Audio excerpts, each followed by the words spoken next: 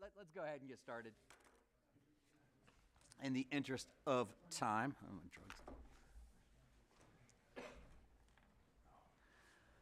all right, listen, thank you. This is our last meeting. The idea for this meeting is we are going to the best of our ability, nail down the recommendations that are going to be part of this report.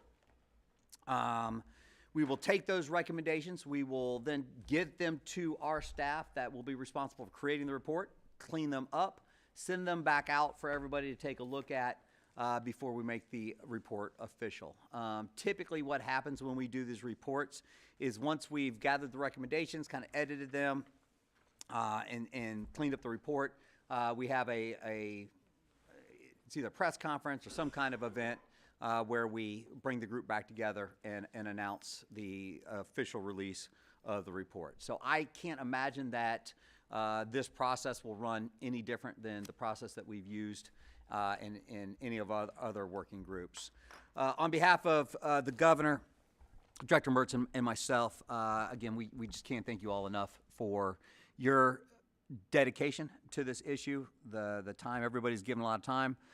Folks have traveled from all over the state to provide their expertise and their feedback on this issue. And hopefully, through that feedback, through the deliberation, through the conversation, I think we've had very good debate and conversation with this group. Hopefully, we will be able to produce recommendations that are actionable. What I've said from the very beginning is the goal is not to throw just a bunch of stuff against the wall and see what sticks. The goal is to come up with a few meaningful recommendations that either this General Assembly, this administration, or the next can actually move on.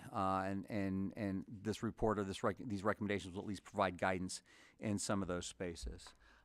Before we go into potential recommendations, I'm going to kick it over to Director Mertz and have her make some opening comments, and then actually we'll just open it up to the group for just some initial comments. I think what we're going to do is after we do the initial comments, we're just going to go through potential recommendations and just deliberate them. I think we're all pretty much on the same sheet of music with respect to the broad topics that we want to cover and that our recommendations should cover. But I think we'll get some specific ideas out there and we'll hammer them out. So Director Mertz, let me kick it over to you. Yeah, no, thank you, Director Wilson. I appreciate everybody's participation. I think it's been great conversation. I think we've gotten some new facts up in front of all of us, so some new information for everyone to consider about how things work, how things are funded, how things flow. I think that has been really, really helpful. So I appreciate all the people that have given presentations to increase our knowledge. And I think we've had great conversation about some ideas. I mean, there is nothing that we want more at the Department of Natural Resources than for people to feel and be safe and well cared for in our state parks and other state lands, and we want to deliver that feeling of safety as efficiently and thoroughly as possible. So, and I think all our conversation has been toward that end. So, yeah, look forward to the discussion over the recommendations. Thank you so much. Thank you. Senator Gavarone, I actually want to go to you as well because you are a big part of why we're here. I know this is an issue that is very important to you, so I want to give you the opportunity to make some opening statements as well. Well, thank you very much. And again, I want to thank everyone in this room. Certainly learning from each of you about certain challenges and different opportunities that we can do better. Yes, this issue came out of my work with my islands, and Put-in-Bay specifically, where they have unique challenges. Among the 3 islands, there are about 800 residents, and they have this massive influx of tourists that come in every year, causing them to pay for safety services. And when it came to me, it was proposed that, look, it would be helpful if when the locals are making a run to the state parkland, that they have some kind of reimbursement from the state, because right now they have an agreement where they reimburse the sheriff up to $750,000 a year for safety services on the islands. If there are runs to the state, why can't the state reimburse for those funds that are expended responding to incidences on the state park land. So that's how this kind of came about. Had an amendment in the budget, and it got all the way through conference committee and then was vetoed, and then this task force was formed. So learning about different opportunities to help our local communities with such a small number of residents, but yet a large influx of tourists, cover the expenses of responding to incidences on state park land. It's been really informational learning about drones, although I don't know if it's come out whether those would be useful in the islands because of the unique circumstances of the island airports and parasailers. But learning about different possible grant programs that might be available to have law enforcement or have personal, people from ODNR on the parkland 24/7 during those peak times to make sure that ODNR can respond to those calls.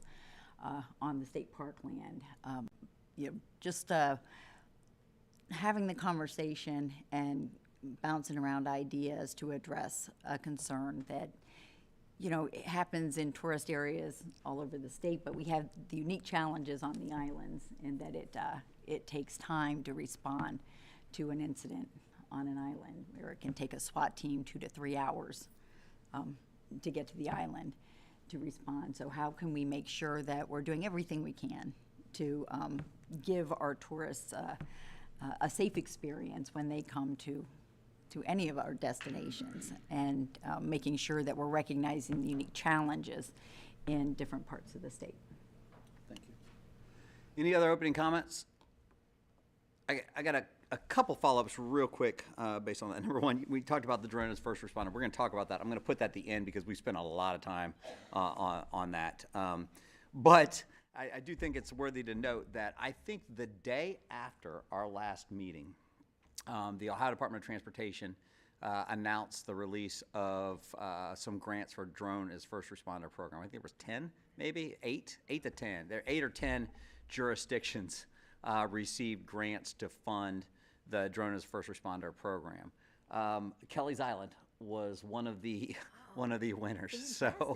So this actually it may play itself out a little bit. We'll have a decent pilot program up there to take a look at. Now again, that's still not going to be the volume that you have on South Bass, but I don't even know. I mean, their DFR program at Kelly's may be able to reach out to South Bass. We just see what they put in. So that is through the Department of Transportation, and we'll be able to sit back and kind of watch how that goes. The other thing too, this is just a comment that I want to make. I think part of the problem, part of the struggle with this working group is we have spent a lot of time talking about the islands, and there has been drift a lot of times talking about, I won't say drift or digression, talking about problems that are specific maybe to the islands and not necessarily just the state parks on the islands. And that's all, I mean, that's natural. Because I think a lot of Ohioans think of the entire island as a park, or the entire island system as a park, where just legally and geographically it's not. So I think a lot of the issues that have been brought up with respect to keeping people safe on South Bass and Put-in-Bay really is what we're talking about. A lot of times center around the summer festivities in the village of Put-in-Bay and the spin-off effects of those. And I just want to make sure that we stay focused as we make recommendations on dealing with state parks, understanding that on South Bass, again, they're so tightly intertwined that you're going to get spillover collateral in both. So. Yeah, and I agree. And my specific, proposal really is response on state park land throughout the tourist areas, throughout the islands. Right. And so that's specifically my focus. Sorry if I wasn't clear on that. No, you're good. I think you've been clear about that, but a lot of our discussion sometimes but focuses around on just because there's so many people who are going actually into the village, and that's where all the bars and all that stuff are.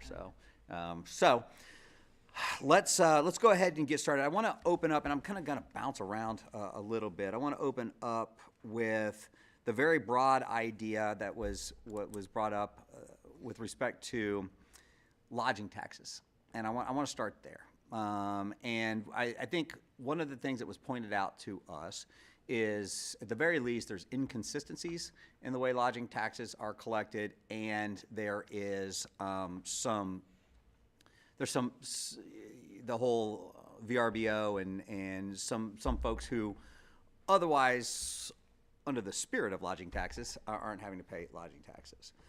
There's a couple different things that I think we could look at in a recommendation there. Thing number one is, I think we really need to understand what jurisdictions aren't doing a good job in collecting these taxes. And I think that is something that was brought up throughout the process, that some counties just aren't doing a good job, or some entities aren't doing a good job of collecting those taxes. Is there an appetite, given this broad issue, is there an appetite in making a recommendation, maybe towards the Ohio Department of Tax, to put together maybe a task force to look at our counties that have state parks, or our areas around the state parks, and the lodging taxes associated, just to study how effectively they're collecting them, or I won't say audit, that's probably not a good word, but just to take a look at how effectively those taxes are being collected. Because again, I keep coming back to, we're going to ask people to either increase spending, or we're going to ask for spending for pilot programs, when we may not even be effectively collecting the money that's out there, or most effectively collecting the money that's out there. So let me throw that out there very broadly and see if there's, what the feedback on that is. Yeah, I was just going to try and text my aide, Sean, but I think there's a bill. Is there a House bill that deals with, pardon me? There might be a companion, but I know there's at least Andy one. Brenner's bill might have that as, that does not, 161 would be the House bill? bill. I knew one of the His bills support, yeah. has that in there. So I think it's going through the committee process in the House right now. When you say house bill, you mean the notion of Airbnb? The short-term lodging rental taxes. lodging Okay. taxes. So those collections. are, I think you addressed two different issues. One, you kind of mentioned the short-term rental, but the idea of, are we currently collecting the taxes that folks are entitled to today, as opposed to adding a new tax? I mean, maybe instead of a task force, maybe the recommendation is to ask the Department of Taxation to analyze the situation, report back. If there is a problem, that communication be made with those local communities on how to do a better job. But that's for the taxes due today. I think a different question is adding new taxes. I think it centralizes the collection of, yeah. I'd have to, There's the short-term rental, and then there's, I think, Director Wilson, what you're talking about is, what's the compliance rate now? So let's talk about the compliance rate, and I'll go to Chief Butler. Here's one of the ways, and you'll remember this from your AG days. Here's one of the ways that I think is fairly effective. So in the law enforcement world, we have the Ohio Police Community Collaborative, and they have these standards. And you can, as a local agency, you can basically adopt these different standards. Those best practice standards is really what they are. What we do, what the Office of Criminal Justice Services does once a year, is we basically just publish a report that names who's compliant and who's not. And it's almost, it creates, I won't say a pressure, but it at least gets a look. Every year, local media or local whoever will raise the question, well, why aren't you, if these are the best practices, why aren't you adhering, or why aren't you complying with these best practices? And, there may be reasons. There may be reasons why they're not, but at least brings up the question. Could you do something like that in the tax space? Was it the auditors that weren't doing it? Like, I don't know this issue well enough on that side, but was it the county auditors from specific areas weren't enforcing this? It's at the county level. Yeah, so could the county be then collaborate, like your example of collaborative? Would it be just, hey, does the county want to be a collaborative county of auditors, that you're collecting the taxes the right way, you're doing the following things the right way. Is that what you're trying to get at? Yeah, I'm almost saying, again, I'm only gonna name Clark County because I'm from Clark County. So I'm not saying that Clark County is doing anything wrong, and I certainly don't want that to be, but I'm just saying that because that's my home county. So let's just pretend we do a report and somebody looks into this. So tax or somebody looks into the efficiency at which we are collecting these lodging taxes. And they say that Clark County is only collecting 65% of the lodging taxes that they could, I mean, you could issue a report that says Clark County is only and then at that point, it at least creates pressure to be like, well, why are you only collecting 65% of these taxes, and who's not paying and who is paying? And then it also allows us, if you're coming and asking for money, to be like, well, wait a second, like, you're leaving 35% of these taxes on the table. And recognizing that those lodging taxes are also going straight to those townships, Right. to those villages, to those municipalities, and often to the counties beyond the contribution to the CVBs for services and everything else, right, they choose to do it. So I would say enforcement, enforcement of collection, right? Enforcement and compliance.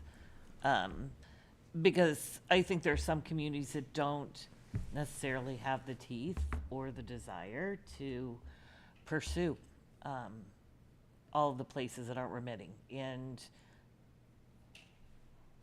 so. The problem is, and because we're a home rule state. Exactly. We don't, a lot of times, have the teeth to do that. So Precisely. the way I've found to do it, or the way that at least works somewhat effectively, is just through shining a light on it. Mm-hmm. And then people can ask questions about it. So how does everybody feel about that? So Andrew Connors, I need you to figure out exactly what that would look like.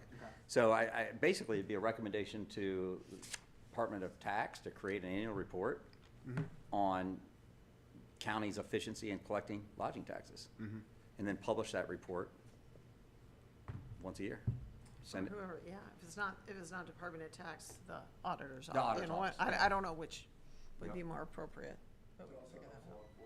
Because we're making sure it's up-to-date information on who's paying the taxes for the property, and if we need to know who to get a hold of, if there is a party or there's an incident at the location, that helps law enforcement and first responders to get a hold of somebody. Yeah. It's a great That can be point. held accountable. Yep. So, and Director Marks, I think you're right. It probably is the auditor. Yeah, it's probably the auditor. But we'll make a recommendation to whatever entity is correct to publish an annual report on collection of lodging taxes. Got it. Okay. Now, that's one half of the issue that I just raised. The second half is the short-term rental, which sounds like this House Bill 161 is addressing. So where, do we know where that is in the process, or? First chamber, okay. And who's flying in? Is anybody flying in to oppose it? Well, obviously the VRBO. Maybe a lot of folks are. Yeah, I think yeah. it's known who will oppose, Yeah. but they haven't had opponent hearings yet. Yeah, there are some other issues that people have with that bill, or at least the Senate companion. Other aspects of it, I don't know about this provision, but. There isn't an agreement between the multiple STR bills right now. And, so I don't know that I would say, maybe a recommendation would be to support parity in lodging tax collection. Yeah. And not really specify a bill yep. right now. Yeah. But yep. support parity in the collection of lodging taxes. Given like the changing environment in how people are choosing lodging. Yep. So Brett Crow, so I need you to capture this issue, the fact that, these short-term rentals aren't, even though they are providing a service that's similar to other people who are paying lodging taxes. They're not paying them. And then legislatively, there needs to be parity. That's the recommendation probably, right? Yeah, I mean, I want to express, you know, I mean, that's not an insignificant recommendation to recommend a new fee on tourists. And I think the tourism industry, well, I mean, Melinda, you're sitting here, but I'm sure has a view on it. And is it more detrimental to the local communities not to have people come in for all the other money they spend and all the benefits they create? You know, I'm hesitating, right? Because we wouldn't typically be proposing a new fee in these kinds of recommendations, and I'm not, you know, are we ready to go there? Because I think the argument would be, and I don't mean to put words in anybody's mouth, but that will discourage tourism or visitors in our area, and we get more benefit out of them than we get by not having a bed tax. But I mean, you know, Melinda, you represent that industry, so I don't know where things are now. I think some of the issues related to the bills and some of the competing interests are specifically related to the ability for local governments to regulate the number of short-term rentals. And so that's another piece of this, but I don't think that falls within this committee's recommendation. I think if we look at, and we don't consider this a new tax, because it isn't. It's an existing. It's just changing the definition of lodging to include those that may have fewer than 5 rooms, right? Because that's how people are visiting. And most of the industry is in support of the parity. How is the question, which is why I would say maybe we don't make it strong, but say, you know, explore the opportunities to provide parity. Because I don't know in the General Assembly what the appetite would be. Right. To add a tax. Yeah, but again, I think, I kind of figure, we're not really adding, this tax already exists. It already exists. It's just creating fairness. Yeah. Because right now you're picking winners Precisely. and losers. And let's look at, you know. That appetite. Yeah. Yeah. I mean, there's also, you know, Expedia and some of those others that, you know, don't have equal standing either. So I think maybe I would be more generic in the recommendation. I would put it in as a place to explore. And again, it goes back to, are we getting the revenue for these communities and, you know, for promoting these communities that we should be, based on, you know, the fact that these lodging tax laws were written way before short-term rentals came into play. Right. And let me throw on top of this, like, they're having a fair number of problems in these short-term rentals. You guys, up in the Akron area, in the fall, they had a bunch of people shot at one. We had, like our community ourselves had to make limitations on how long you were allowed to rent your property for, which I think is 30 days.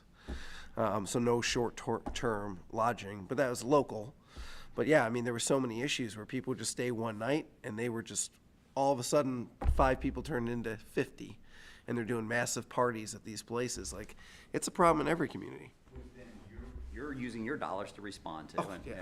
Which is part of why this bill is proposed to give local communities the authority to regulate and, because it's their communities. And, you know, if you've got a community, I can think of a few in highly visited places that a majority of their properties are now being used.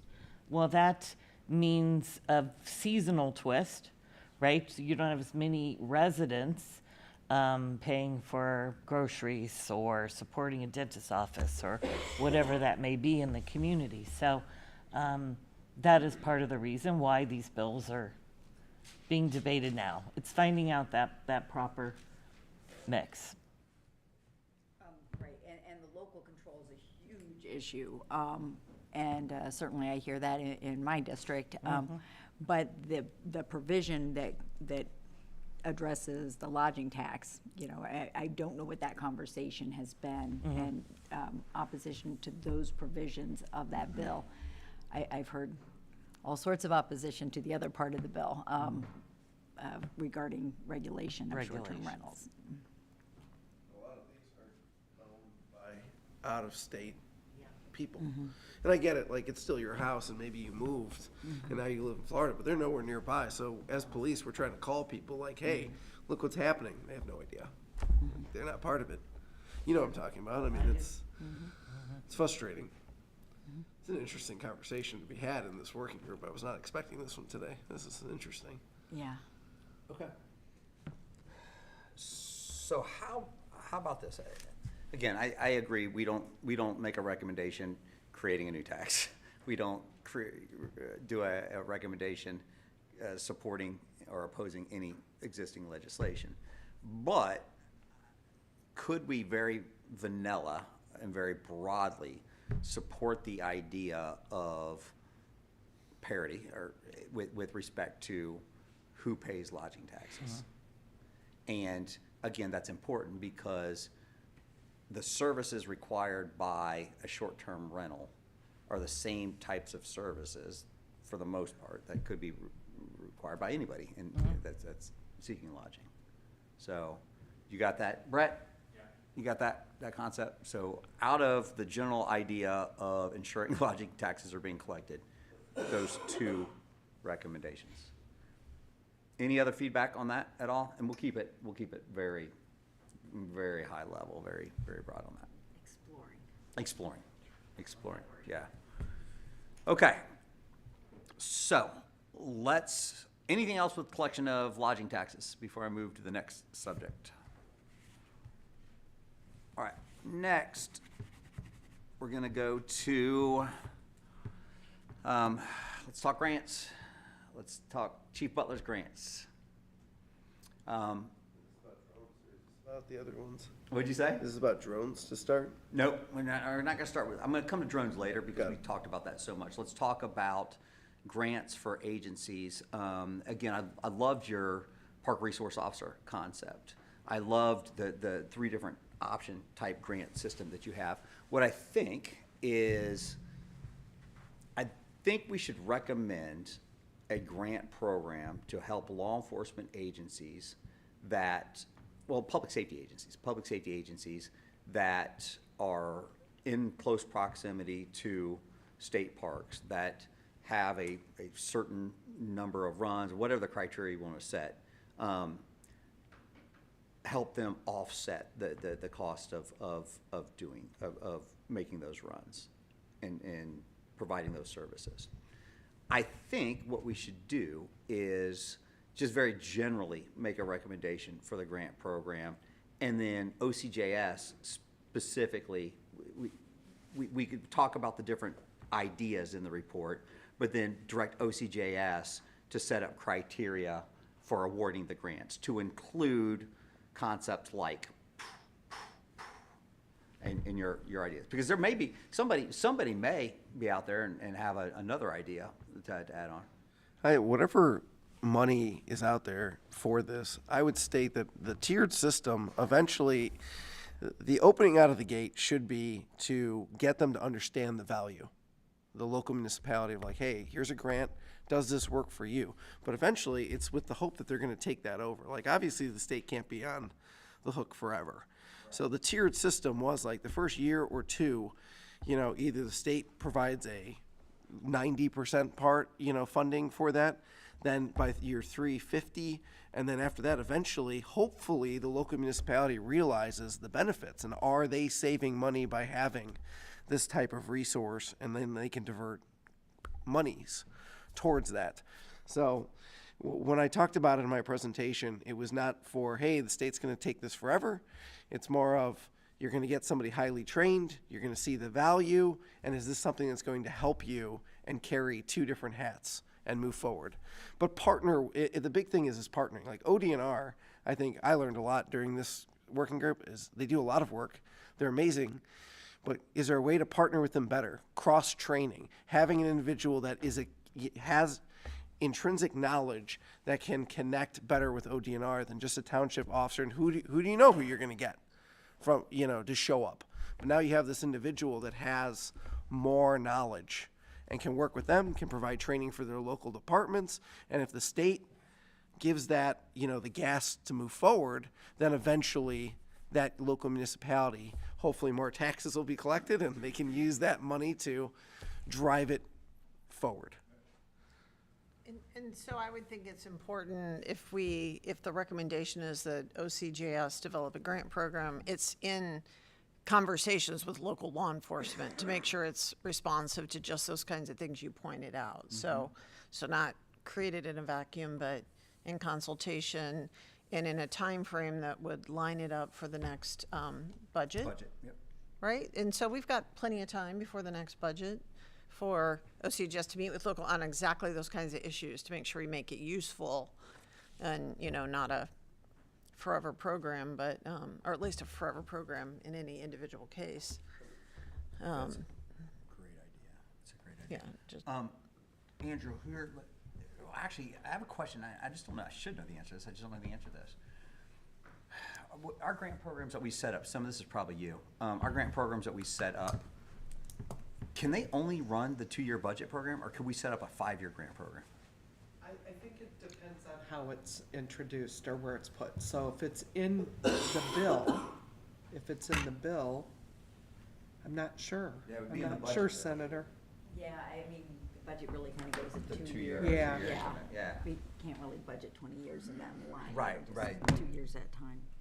I mean, typically what you can do without guaranteeing it is, if you get your $1 million here, you can say, I'm going to spend that $1 million over 5 years if you feel like you can count on a reappropriation, right? I mean, we probably all we all have contracts that last longer than 2 years, but you only get the money the one, you can't know that you're going to get another $1 million 3 years from now, but you could be a little more confident that you could spend $1 million over 5 years. Not 100%, but So the period of performance, I think, can go beyond the budget in which it's just not more money right. can be. The problem is our budgets are all reimbursement. So we can't that money only is in our bank for 2 years. It's when I say in our bank. It's reappropriated. Unless it's reappropriated, Yeah, right? unless you can- And then there's no guarantee that it's gonna be reappropriated. Because ideally, not ideally, but what you could do is you could set up let's just say 5-year. Like, you want a 5-year grant. That first year pays 100%, second year pays 75%. We just wean you down, but that money's guaranteed. Over a 2-year period, I mean, that's a short period to wean you off of those monies. So, I think you could set up yeah. Director, can I comment on that? Yeah. I don't know if we really ever established there was a problem.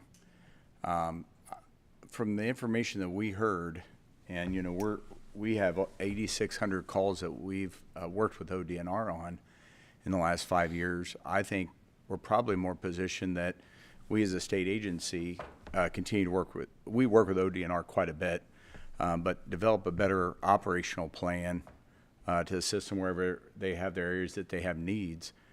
I think that's probably more practical in this situation, just for discussion for the group. At least that's how I feel as I heard the information. I just didn't see the volume of the calls that create a concern for me. I think it was 21 or 14 or whatever that call was. We have a contract with Miller Ferry. We have aviation. We've gone over in the summertime, but we can do additional.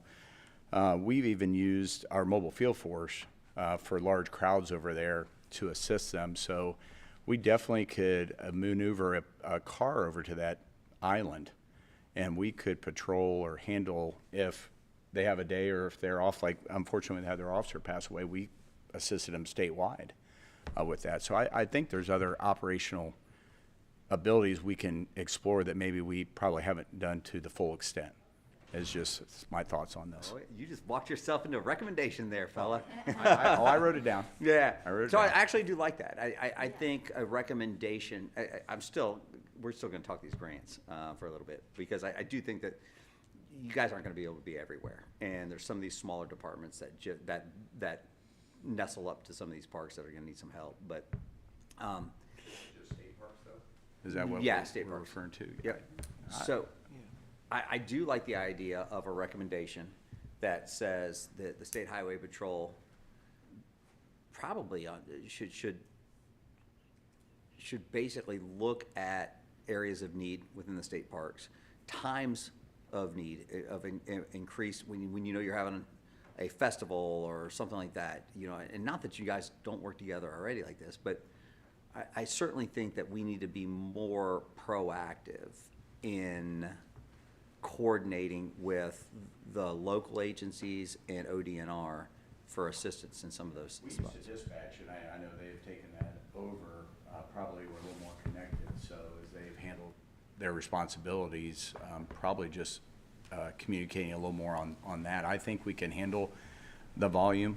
I mean, if we're doing almost 9,000 cases in 5 years, to respond, to assist, or if they ask for us to handle something, but we'll do it at their direction. I think we have the manpower, and we can move aviation in different places. We've done it before to go to the islands.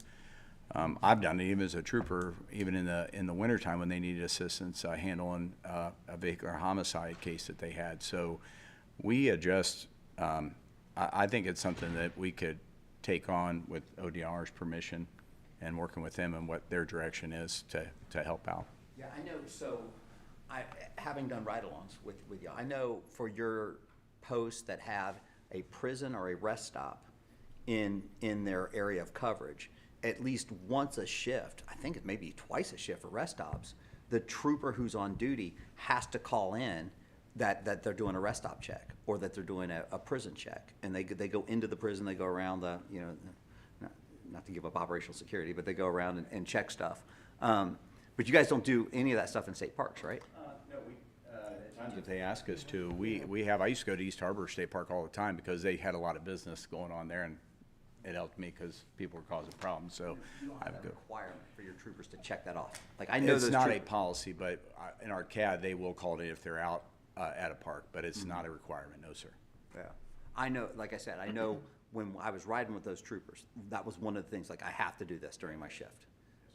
Well, you know, if, in the spirit of a recommendation, though, if we're looking at something, maybe it's that the ODNR law enforcement do an analysis of where additional assistance would be merited, and together you work on how that additional support might make a difference. Is that maybe from a recommendation perspective? Yeah, You that's know, our folks do it because we've got all the numbers. We know where all the, you know, we do an analysis of where additional support would be of assistance, and we work with you on that, and we make that work. That's a great idea. So I think the one thing we want to make sure we capture is, we have our own law enforcement in state parks, but what we don't have is fire and rescue, fire and EMS. And so that could be potentially where grants may be more suitable. If you have a volunteer department with a park with a lot of trails where you have to do a lot of rescues. So, because I do think on the law enforcement side, I think this has proven that for the most part, we don't have a glaring problem, but we don't necessarily have all those resources on the fire and rescue side. So, speaking of a grant, you know. Great idea. All right, so two things, Andrew. Potential grant program. We'll just say for public safety. Yeah, we'll just say for public safety, yep. To include EMS, fire EMS. Yep. And then the other side of that is DNR needs to do an analysis of need and work with patrol for coverage. And the patrol, again, should establish policies that promote proactivity within the state parks, proactive patrolling the state parks. It sounds like it's not going to be taken off the table, what we had talked about before, but I will disagree that, you know, we haven't shown that there's an issue. One, this is why we're convening, that we believe that there is gaps, and local jurisdictions have spoken up and said that. That's why we're meeting. So regardless of what's been presented, and there has been discrepancies back and forth, where the sheriff has mentioned things that he believes he sees things differently, how he's responded. I don't think we can just say that, yeah, hey, it can be done with resources that were already there, because it probably should have been already. If we can move the needle forward a little bit and we do add something, I don't think that's a negative to anybody in this room. And if it's EMS, or if it's an additional law enforcement officer for a township, these local municipalities have already spoken up. So if we come forward and we say, hey, we're going to do this and help you out a little bit, that's fine. That's not a shock to them. But if Highway Patrol ends up leaving the highway, going through the state park or whatever additional things that they do, the township's not going to stop patrolling. Right. They're still over there. So if we provide them the resource, we talked about training, we've talked about collaboration. So basically we're saying, hey, the state's going to keep doing the state things, and the locals are now still not connected. So if there's a way to get some funding over there, I feel small amount would, hopefully bridge that gap in what people are talking about. Yeah, I agree. I mean, I think the presentations that we've had from the locals show a need for training, equipment, personnel, all of those things in this space. So I do think there should be a recommendation with respect to grants. I do like Director Murch's idea of that recommendation, Andrew, that recommendation should be for the next executive budget. The next executive budget should include something in the Office of Criminal Justice Services. And I think between now and then, the BSSA, OACP, and the OCJS should get, Fire Chiefs Association probably, should get together and basically hammer out what those grants should look like. And maybe ODNR law ODNR. enforcement too. Yeah. Just, to make sure we're all talking Yep. the same. Yeah. Just And to be a consultant, not a And this recipient. should not be replacing. Like, that's the thing, is like, this is just making a little step forward. Like, if it's something that benefits ODNR, benefits Highway Patrol, and it benefits the locals, that's really the goal here, is that we're bridging all of us together. Yep. And we're showing that it's moving forward, or else everyone's gonna think we're just doing the same thing, and it's Yeah. gonna go right back to the way it was in a couple years. Exactly. I do think that the report and the recommendation should reflect the ideas, the tiered system idea, and the couple different option ideas with respect to equipment and the park resource officer concept for example. So I said Fire Chiefs Association pointed down there, you're right there. So yeah, I think that probably needs to be part of what we look at as well. Anything else on that, on the grants? Well, on the grant thing, I will say one other thing, and maybe we should include in the report as a resource, something that we haven't really already talked about, is what grant programs we currently have to assist local responders, just as a resource, as a part of the report. I mean, we give a lot of grants to fire departments. We especially in rural areas, and I think you guys do too. So maybe it's an appendix or something that outlines all the grant programs we provide for responders of any type. Yeah, some of you got grants too, probably. I agree completely, and I was kind of staying on it, but as an all-hazard planner and responder, with those capabilities, I think absolutely right, law enforcement. But I would think a big gap to include fire and EMS, especially a user of the parks. And Director, you know this, I own a house on one of the islands. So I watch during the busy times, the lag times in response for EMS and township fire, because they're busy, or they're like in particular, Catawba goes to Port Clinton, right, for backup. Well, if Port Clinton's got a festival going on, it's a little harder for those folks as volunteers. So I do think it's really important to really scour that to see what grants are out there. And maybe that's another area that would be looked at to beef up. And in particular, when that resource, what you guys are doing on scouring the resources and needs, those time frames I think are important too, right? So on the islands, clearly the spring, but leaf peepers in the fall. I think there are those times where their calls are a lot higher than others. Just my 2 cents. That's great. Yeah, that's great. And again, this is your world. This really is kind of your world. Hey, Brett and Andrew, a couple things. With respect to inventorying the grants that are out there, we need fire, we need OCJS, we need EMA, and ODNR. And DAS. What about ODOT? We found they had. Yeah, ODOT. ODOT, yeah, how about that? Yeah, they came through with Came some. through. No, absolutely, that's, and ODOT, how about that, that's great. Well, I was trying to think of some of the, like, BWC a lot of times has money. Yeah, for first responders. So, BWC as well. Okay.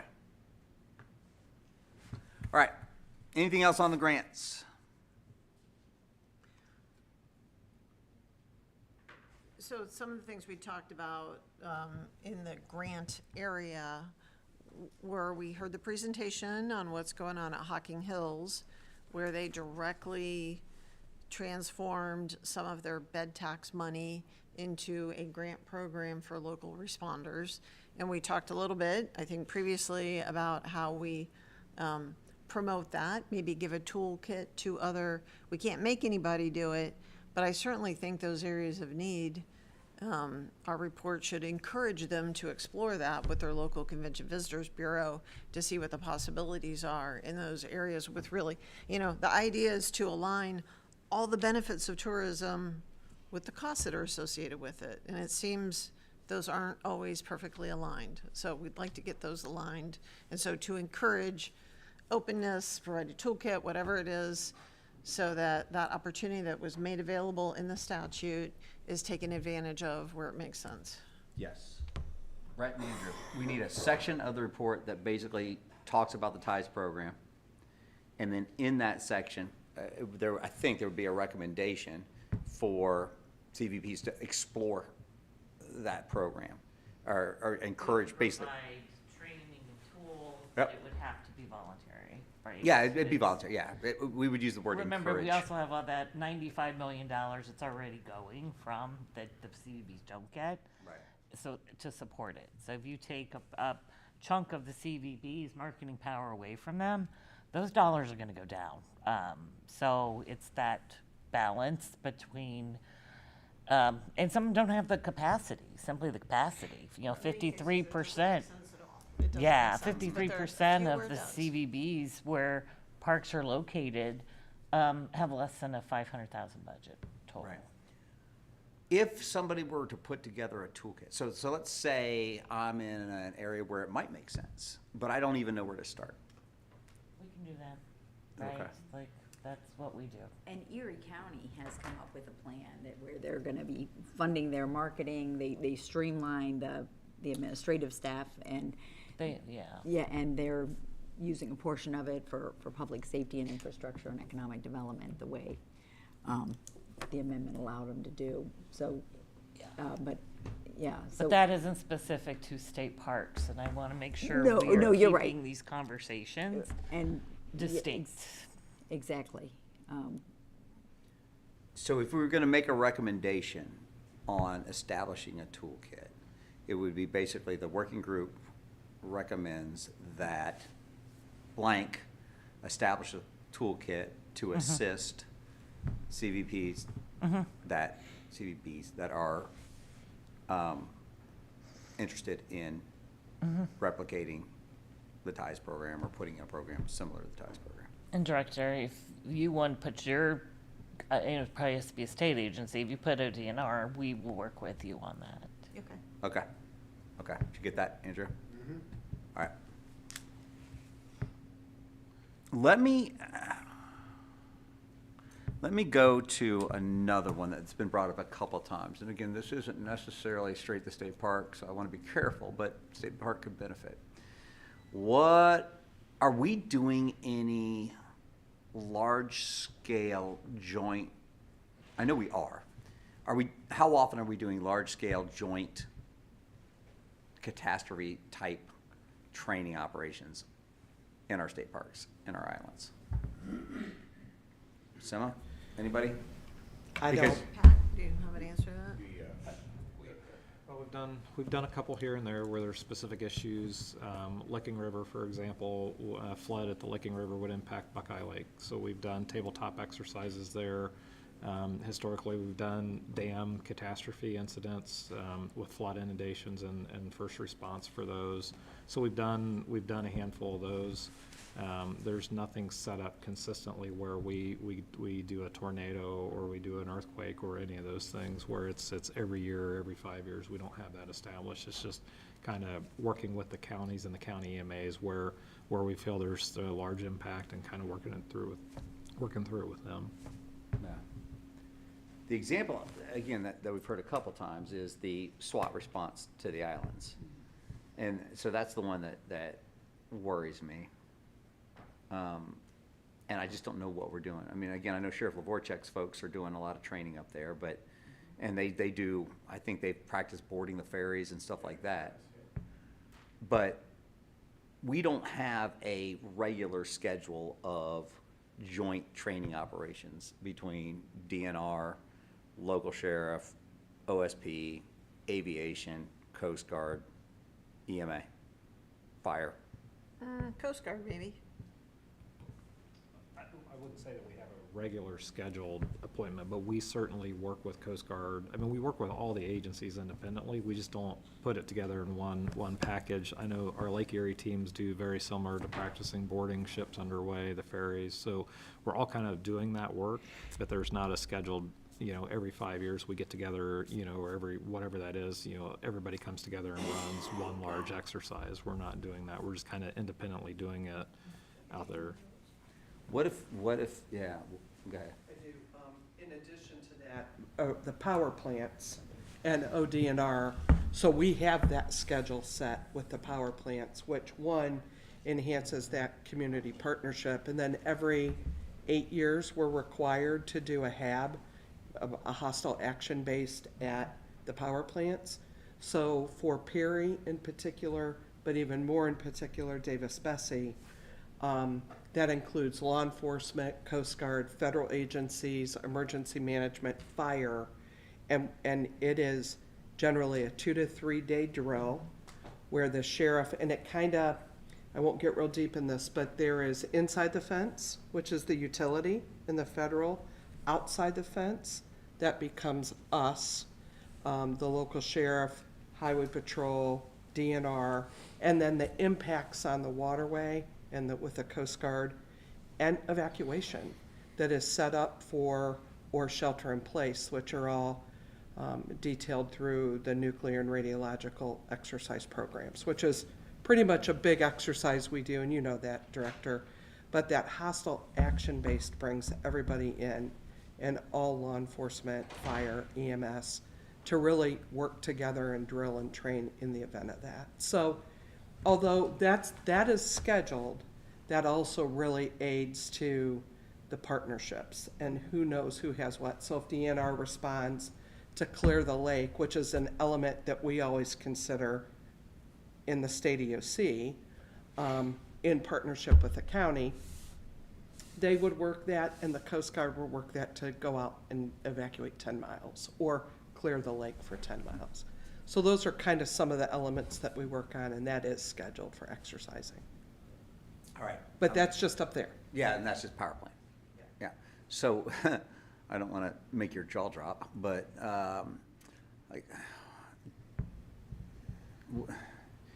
what if we had a recommendation that once a year, EMA basically planned an exercise, because you guys are pretty good at that, for our highest use state parks, or the area around our highest use state parks. For the state agencies? And the locals. Yeah, it'd be for the locals. It'd be patrol, local law enforcement, local fire department, just everybody who's involved.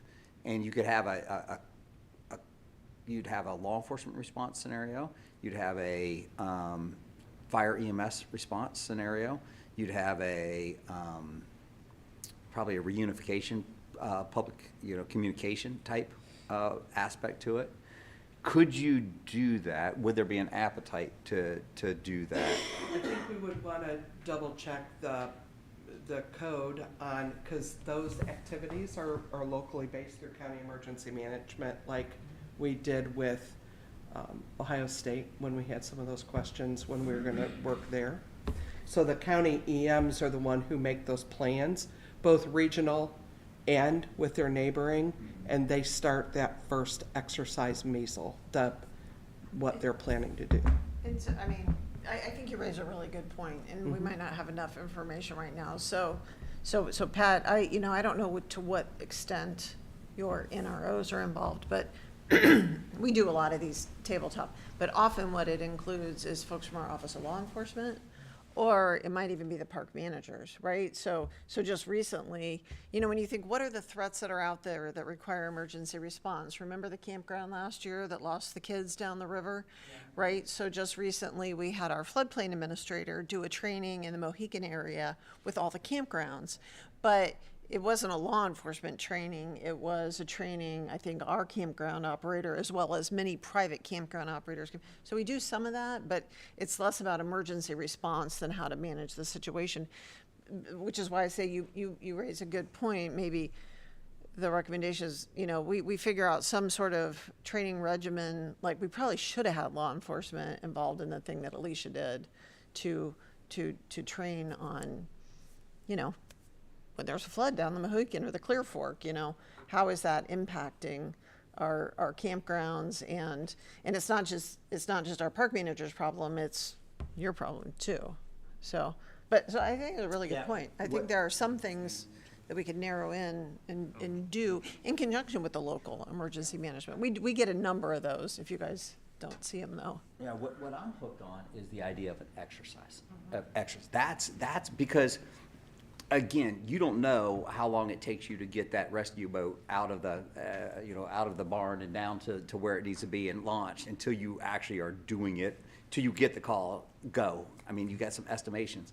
But what I found, this is my time in the military, when you're actually doing these drills, you learn all kinds of weaknesses. And in the absence of doing drills, you just aren't prepared as well as you could be. So I think there's utility in conducting drills at some of these parks. And I know you're doing it, and I know you guys do that, but what I found is a lot of times it's us internally just kind of doing it ourselves, or one or two partners, as opposed to every whether it was East Palestine or the Indian Lake or every disaster I've been at, like everybody's there. Everybody's at the table. And the first, a lot of times, some of the growing pains in those first 24 hours are just getting everybody together on the same sheet of music, or not repeating something that everybody else has done. So the only reason I say that is I just think I don't know what entity is the best to actually run these exercises. Because State park specific, I think there would be that planning and exercise element developed together, but if it's within the state park, then I think that maybe DNR is the lead, but with the assistance of public safety. I mean, those are the things we'd have to figure out, but yeah, I think there is a lot of. An exercise cell, like an exercise group that runs and puts on. When I was in the Army, a lot of times, like your unit would go to train. You weren't responsible necessarily for setting up the training operation. There was another unit or somebody else that set up, and you actually just went through as a unit and conducted the exercise. It feels like we need somebody who is an expert in setting up these exercises to run some of these exercises for us. No, that's great. I mean, and that just helps us be better prepared to these emergencies. I think that's a great idea. Yeah. So maybe in terms of a recommendation, it would be the ODNR law enforcement working with EMA to devise a system to identify relevant emergency exercises that can be carried out in local communities, because that's, whatever those might be, you guys would talk together about what's most likely to happen, who all needs to be, so maybe it's working together, figuring out, because you do a lot of it, we do a lot of it, but there are probably some gaps in there. I'm sure there are. Would there be any funding available for the training itself, as in staffing or getting people to the training? So a lot of places, that's a lot of people to try to get there. Unless you do multiple days, you're not going to get a lot of the departments, fire, EMS, or They police. just can't afford to do it. You're going to just get who's there and who we can spare at the moment. So would there be anything to get people there. Would they be able to do localized, like, Hocking Hills may have a whole different kind of emergency scenarios to run than the islands or, you know, other state parks. I still think it's localized, but you still only have the people that are working that day. So like if you're on a 12-hour shift, for example, half your department's not working. So you're bringing them in, and there's costs associated with that. That's why when we do the tabletop, it tends to be people out of our Office of Law Enforcement as opposed to pulling guys from the field, which kind of defeats the purpose, but, Right. you know. You're looking at it, so it's kind of it's a two-prong approach. So one is you're trying to gain training out of it. So if this actually happens, what are we gonna do? But it's also to test and evaluate what your resources are. And the premise of this task force is the fact that we don't have enough resources on staff all the time to do it. So, you know, I think that's where if you run a localized exercise, and most of the exercises I've been involved in, even though you don't have full staff, you usually have more people available than what you normally would because you have advance notice, like, hey, this is gonna happen, you know, be prepared to answer your phone and do some of that. So, like, I don't wanna set a false narrative that, you know, we run an exercise and show all these resources can come into the state park and do that. If that's the concern, that's not happening on a normal basis. So I'd wanna make sure that it's framed that, hey, like, you know, we run around these exercises so that we improve public safety from what it is, or keep it at the level or better than what it is, versus setting, you know, this false impression that, you know, all these resources can come into this when they're not always available when the time the emergencies happen. So being that the county emergency management agencies and emergency management has the ability and have master exercise practitioners, they also, when counties are involved, they can tap into their resource listing, and a lot of this stuff's already detailed in their emergency operations plan. So wherever we would find for that year, or where we were gonna do these, what's the element in which we're testing, like what's happening in Mohican and the Mohican Basin, because the Corps of Engineers are involved in that as well, in the stuff that Alicia was training on too. They knew to grab those people for that element, for that kind of flooding, and they've been working that. So I think having the counties, they have a little bit of funding that's available for exercise development based on what we would be doing for the local responders as well as the state in responding to these. Yeah, I kind of agree with the Chief again that it might not be a bad idea to ask for just a little bit of money to set aside to reimburse agencies. So if I'm a fire department and I got A, B, and C shift, A is actually working, but B comes in to do this exercise, you know, that you could be reimbursed for. Yeah, and keep in mind, everybody's different, so they may be able to provide people, but yeah, that's bringing them off duty probably, OT and or backfill filling are in. big. And be prepared that you're probably gonna identify gaps in equipment and capabilities. Well, that's good. Yeah, absolutely, yes. Yeah, and then that's the purpose of it. Then we put that list together and in an after-action review to address at a future date. So We've already recommended that we're going to inventory funding, right, grants, Mhm. maybe also putting this one on that inventory. We may find there are some additional grants or programs out there that could help with this, right? That we might just not have considered before because we weren't necessarily actively seeking them. yeah, from a recommendation point of view, I like the idea of a recommendation that, I don't know if it's annually or what, but periodically, large-scale exercises are conducted with EMA Or even and, small scale, but. yes, yeah, But, you know, exercises. yeah. Yeah. A normal exercise cycle is 4 years, so you have the tabletop, a facilitated discussion. Tabletop year 1, facilitated year 2, a functional, and then a full scale. So it's really, you're exercising the element of what you identify over 4 years, but the tabletop is scoping it out with leaders. And then the next year, you move to the functional, where you're really picking out what the things you're gonna do. Then, you know, you do the next, and then you have the full scale in the 4th year, and maybe that's the cycle, is the 4th year is the big full scale at every, I mean, whatever the desired outcome is. Now, I don't know if 4 years is too long, but generally you use those to develop, that's kind of the exercise planning cycle. But, you know, you could, it's whatever the recommendation is, unless you wanted it to be a 2-year.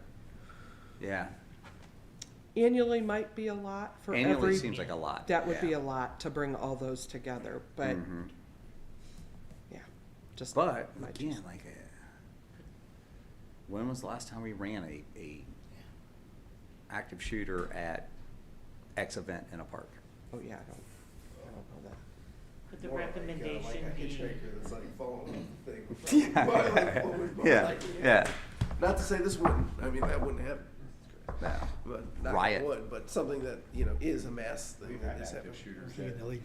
We're so busy actually dealing with things that happen. Yeah, that's the problem. Mandate, I mean, we but- have a lot of big Could the events recommendation be all over the to- state, and so we're, That's a great you know, point. it's not always just exercises, it's doing, you know, huge fireworks events and, you know, groups and, you know, so maybe it's figuring out how to use those as part, you know, real event / exercise, sort of, you know, how to get the most out of responding to those. I mean, when you turn out everybody for an Indian Lake and a Buckeye Lake fireworks thing, you know, maybe it's what we learned from that, and I don't know, I'm just, Specific to Senator Gavron's area, Bash at the Bay. right? That's a big one where they bring in all the groups, right?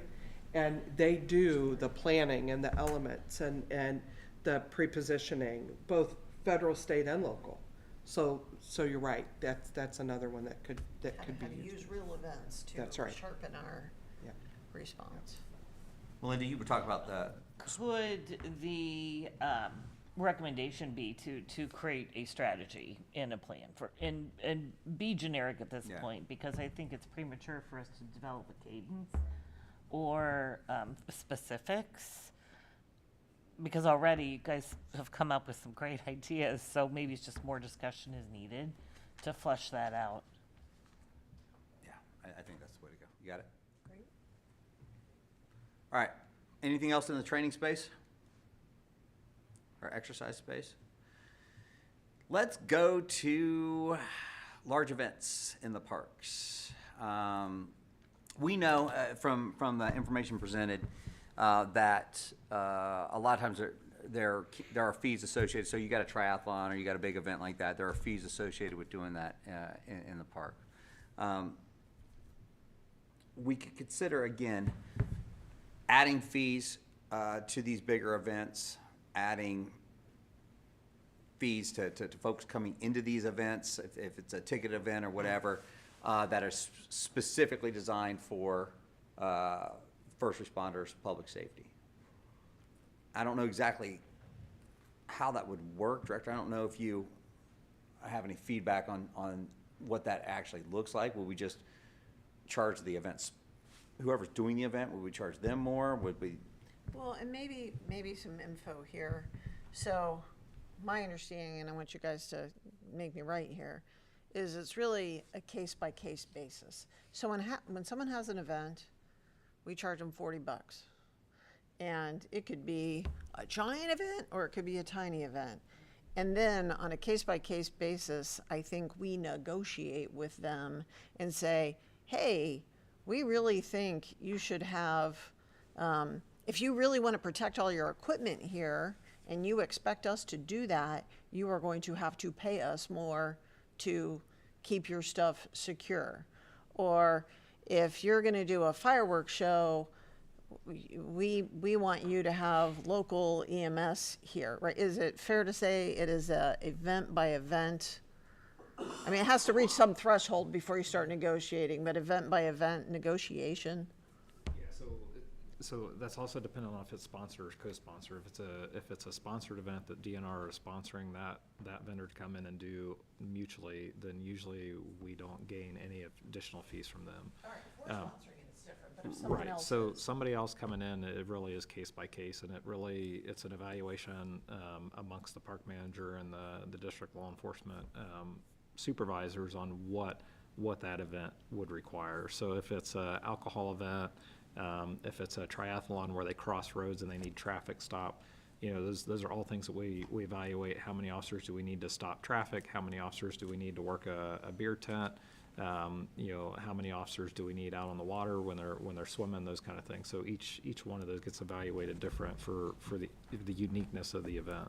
Is part of that negotiation the use of local law enforcement and the payment of local law enforcement? Like, say they have to hire some off-duty folks to do traffic. Is that part of the negotiation? It usually is. So we negotiate with the vendor what we need for our services, and if they need more than what we can provide, then it's their responsibility to go back to the communities and broker that same deal with the local first responders, so EMS and law enforcement both.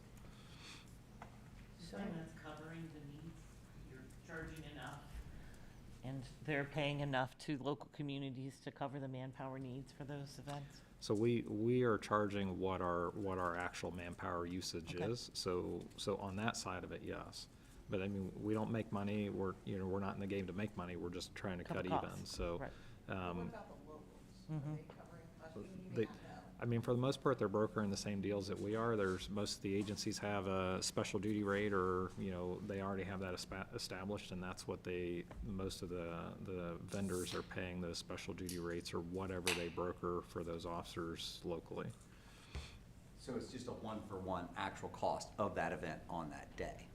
What you're not getting is money put into a fund to help defray the cost of public safety generally provided to that park. Right.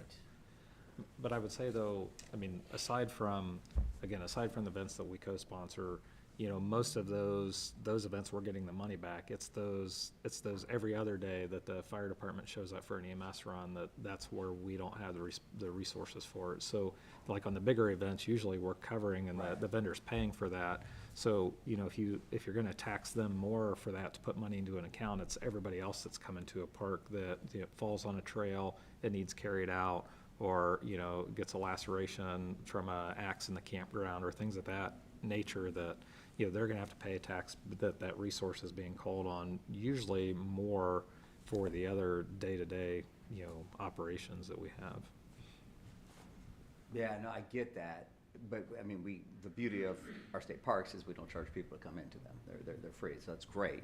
But yet, on those off days, that's when people are actually utilizing our public safety resources that aren't paid for. When I say aren't paid for, they're not paid for by an event. So, I mean, I only see, if we're looking at fees associated with the park, is there an opportunity on some of these activities to help defray and it wouldn't be, you wouldn't have to put much on there, help defray some of the day-to-day cost of emergency response? I don't know, because the only time you're, I won't say, because you're not even making money, you're just offsetting your cost, is when you have an event. Is there a way to generate some of this money? Well, and maybe, because what we're talking about is how the need to more benefit the local groups. Maybe if we want a recommendation here, it's that the local groups, the local law enforcement charge more rather than us. So, okay, I'm gonna make this up, because I need you to give me a scenario, but let's take the Hocking Hills hike. 5,000 people show up. We have a ton of ODNR officers, but we also have some local officers too. And, well, that's sponsored by us, so that's probably not a good example. Let's say the same thing was sponsored by someone else, and they would be reimbursing the local sheriff's department for the cost of their folks who are there. Maybe it's the local sheriff's department, and that's who we're trying to help here, as opposed to our officers, that they would charge more. Yeah, and so in addition to just the fee, just the cost of that officer per day, you could have a flat fee every time you're bringing in the local sheriff's office to help out. There's a flat fee that they have to pay. The sponsor would pay. Yeah, yeah. The only downside to this is for side jobs, you'd have competing entities. So like everyone would have to be on the same page. Like the sheriff's department can't undercut the local PD that's trying to make this arrangement. And the people are going to shop for who has Yeah, we would have to set less the or rate. no fees. Yeah, we'd have to set associated. the rate. We'd have to set the rate. Doesn't get which paid they could through charge. that though. It goes directly to the officer most of the time, depending on the events. Like the event is paying the officer. So we know about it, but the money's going straight to the officer. Yeah, but what I'm saying is we would authorize you all, when you come to do an event at a state park, in addition to the money that's going straight to the officer, your department would get a flat fee. So the group is the one paying local law enforcement instead of the locals. The group would be covering Yeah, those fees yeah. instead of the locals having to reimburse the sheriff to cover. Right. So let's say let's say Andy Wilson has a triathlon promotion company, and I want to run a triathlon in Buck Creek State Park. And it outpaces ODNR's ability to keep everybody safe, so I got to bring in the local sheriff. So let's say I need 10 deputies at different intersections. I pay those deputies the contract rate of what their extra duty is. I think that's what happens. But in addition to that, I would pay the Clark County Sheriff's Office a flat fee of we'd have to set that flat fee, no more than, boom, based on, and then the Sheriff's Office, the deputies get their money. The Sheriff's Office has a fund now that they can use to offset. Yeah, but if Andy Wilson's paying me in this example, Andy Wilson can shop, and I don't know Clark County very well, Mm-hmm. but if Clark County Sheriff's Department's like, give us our flat fee, and the PD's like, we're waiving that fee, No, the we state wouldn't can't allow them to do oversee that. that. Yeah, I think we Why would wouldn't. you be able to oversee what we dictate as our rates for side jobs? So like, if I Yeah, work a deal out with you, how are you We'd almost have to interceding go, on that? we'd have to go through DNR, probably. You'd have to list the agencies that you have, that you're bringing in. Yeah, but then the money would be funneled. I mean, if ODNR's paying it out, that makes perfect sense.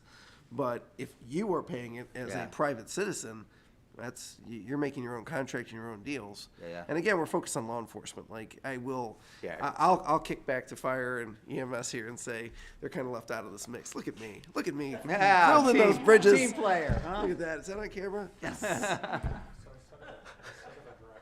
Could you look at somehow an account that money goes into, and that's where your money for your grants and things pay out of? So that's your feeder into the grants that, maybe you can give more money out to the communities through grants or other things if you're putting more money into it, so. Yeah, that's it right there. That does make good sense. Yeah. How many, just an estimate, Curious, how many outside organizers that bring in, I don't know, I mean, what cap would you think would qualify for this? But a substantial number of people come into the parks, each park, or in general. And we're not talking about things like I've heard, like Bash at the Bay things, which is canceled this year. But that's not a park event, right? And it's not even on park property. It has substantial impact, but it has nothing to do with ODNR or the park. So I'm just trying to gauge a general idea of how many you're talking about, How many right? events, have like 1,000 or more? Right, right. That aren't your events, but someone is contracting with you to use the space. I don't even know that I could. There's not as many as you might think. It's really not. How many marathons do we have? So we have these numbers somewhere. Yeah. We just don't- we don't have them now. I don't want to misspeak, but I mean, 1,000 and more is a fairly large event for us. But I mean, you have some of the smaller triathlons, things of that nature that if they're crossing roadways or they're swimming in the lake, there's still resources that they need for that. So it really is kind of a one-off depending on what each one is, and it really is kind of substantial. It kind of differs where the parks are. So it's depending on the terrain they're at, the roads that are around them, the parking lots that they're going to take over, what the effect to the rest of the park visitors is, kind of really changes how those permits get issued. And I wanted to just mention, when you said Bash at the Bay has nothing to do with the parks, people sleep at the parks, and that's where a lot of crazy things happen in the parkland, because that's where people are pitching a tent or getting an air mattress and staying. But that's not a park-sponsored event, and the park is And the Not park is a responsible very for small bringing those percentage people of in, the yeah. overnight accommodations on the island. Right. Right, I but- mean, it's a but tiny percentage. Things happen at Sure, the state and park. they do Yeah. all over the island. Yeah, so I just wanted to point out, when you said Bash at the Bay has nothing to do with the parks, that a lot of people may stay overnight. there and then Sure. things get crazy. So what if we had a recommendation that basically used the word explore? The possibility of implementing like a public safety fee for events in parks that were over a certain amount. So this would be in addition to your actual cost of your officers that you're already charging. But, and then that fund would go towards grants to help local law enforcement, or not, I'd say law enforcement, public safety officials. That's what I mean. Yeah, public That was a safety, good idea. yeah. Hey, Got that? It was a good idea. Hey, we explore can that. explore it. Yeah, we'll explore that. Yeah, we'll explore, because what we don't want to do, we want to have a chilling effect on people bringing their marathons, triathlons, and everything else to the park. I mean, like, well, wait a second, I'm not going to pay this. So we got to balance that out. But, I mean, there's some great events that are generating a lot of money.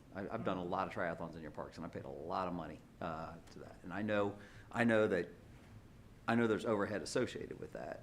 And when I see all the deputies and everybody else out there locking the roads down, but they're still making money.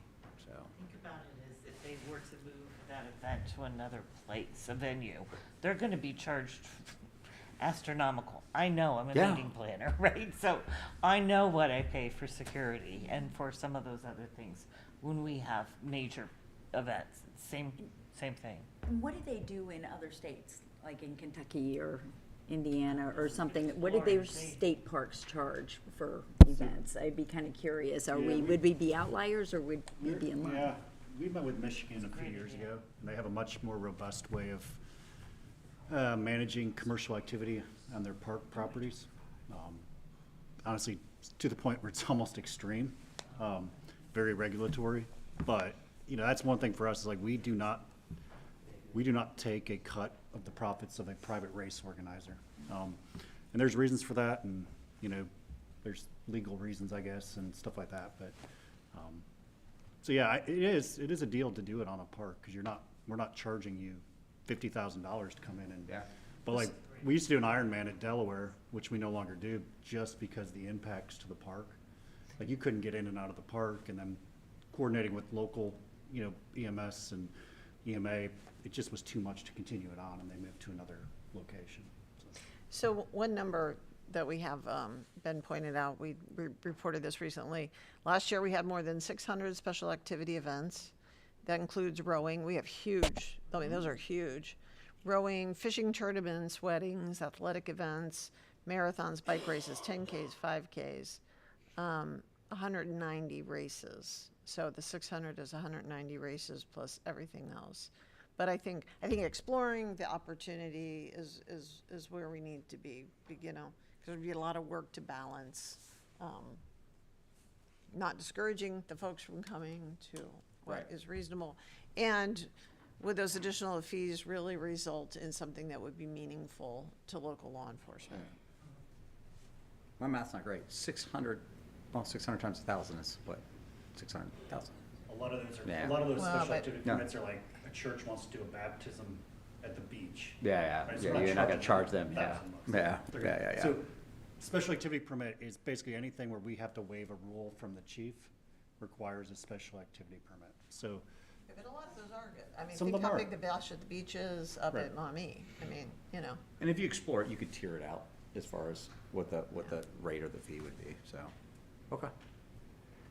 I do really like the idea of that being a fund, then, because that clears up all of those other problems. That being a fund that then goes back to local law enforcement for assistance. It could be training, it could be equipment, it could be personnel, whatever. Yeah, I like that. Okay. Andrew, you got it? Brett, you got it? All right. All right, next. Let's see, we're doing pretty well. Let's go to drone as first responder. real quick.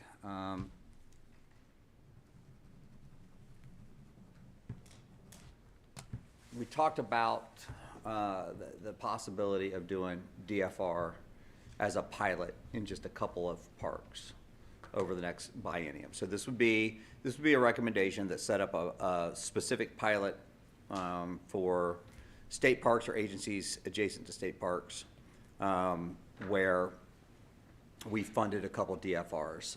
DFR was about $50,000 a year, I think, is what we looked at.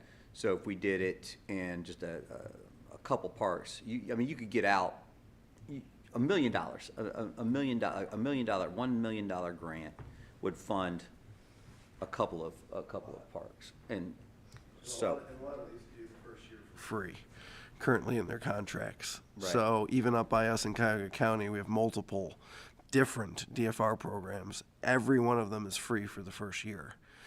And if that's the case, you could see if this is going to do anything. And it benefits everybody. Like, I'm honored that we're looking at the PRO thing and that you're talking about grants, but this objectively benefits ODNR, the sheriffs, I'm not sure, oh my gosh, the Highway Patrol, I'm in trouble.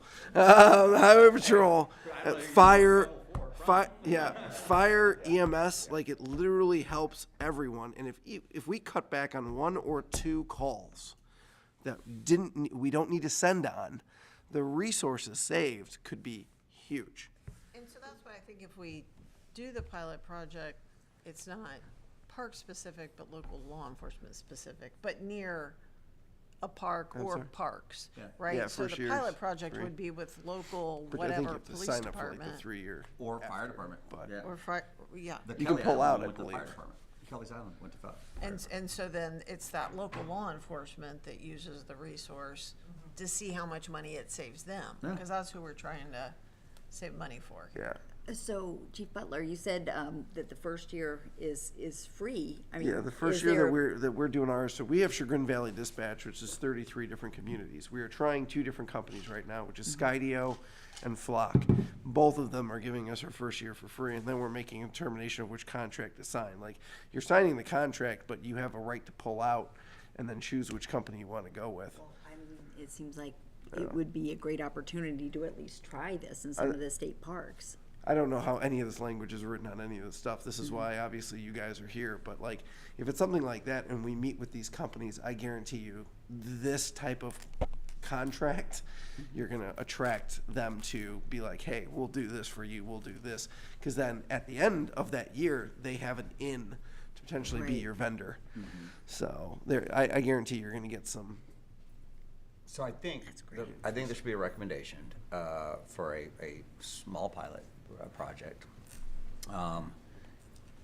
for first responder agencies, public safety agencies that are near or adjacent to state parks to implement a drone as a first responder program that would cover not just their jurisdiction, but into the state park as well. And this would be through OCJS again, not I ODOT. think we probably ought to do it through OCJS. Yeah, I mean, not that ODOT didn't do a great job with it, but I like that. The last one, we had some concerns with the implementation of that grant, so I just like it looked at again in a new Yeah. light. Now, Sima, actually, let me back out of that. I think possibly it should be EMA, because Office of Criminal Justice Services primary law enforcement. I'm trying to think if we do any. Who would Fire be- EMS. Who would actually do that? Would it be the law enforcement?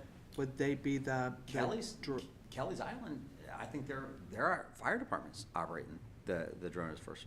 I just the didn't know DFR. what our Yeah. focus would be for this. Would Yeah. you want it to be the PD, or would you want the pilot to be whoever is most? I think we'd have to look at the applications that came in. Okay. Yeah, and so we would do the request for proposals, or the request for applications, and we would set the criteria. You know, you'd have to be adjacent to state park. You'd have to justify it in certain ways. Does it make sense for ODOT to do it since they already have the program? I don't, because ODOT, Well, I don't know. They did do it to, they did give it to police. The only thing I would say along the lines of that is that we would not want it to be separate from ODOT and have different criteria. I mean, Yeah, that's a good what I point. mean by that is requirements, right? Because then now we're running two different, the requirements could be vastly different. So I would, at a minimum, at least look what their requirements were. My ears ringing. Yeah. I'm just trying to make it simpler for local law enforcement. If you Well, have to true.